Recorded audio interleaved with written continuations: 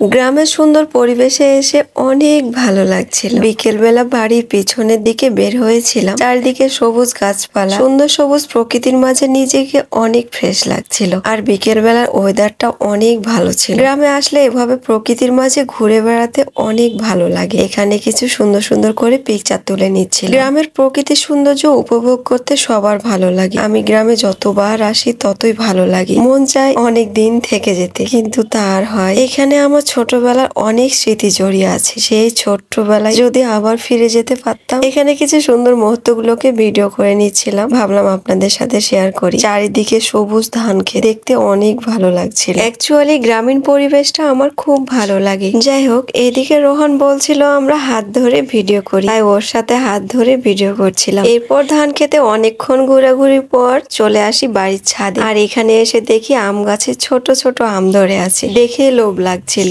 আর আম খেতে আমার অনেক ইচ্ছে করছিল। ছোট আম মেখে খেতে কিন্তু অনেক মজা লাগে। যেহেতু সন্ধ্যা হয়ে গিয়েছিল, তাই ভাবলাম আজকে আর মেখে খাওয়া যাবে না। সেজন্য ভাগ্নেকে বললাম কয়েকটা আম পেড়ে দিতে খাবার জন্য। ছোটবেলায় এভাবে আম পেড়ে খেতাম অনেক। আমের আঠার দিকটা এভাবে গাছের সাথে ঘষে দেন ভেঙে খেতাম। আর এখন আমগুলো অনেক ছোট আছে, আর একটু বড় হলে মাখিয়ে খেতে অনেক ভালো লাগছে। ছাদে ভাগ্নিরা সবাই মিলে মজা করছিল। আর এতগুলোর মাঝে এই মুরগিটাকে দেখেন খড়গুলোকে সরিয়ে সরিয়ে জায়গা করে নিচ্ছিল ডিম পাড়ার জন্য। মজার না? তো ভিডিওটা আজকে এ পর্যন্ত। সবাই ভালো থাকবেন, সুস্থ থাকবেন। আল্লাহ হাফেজ।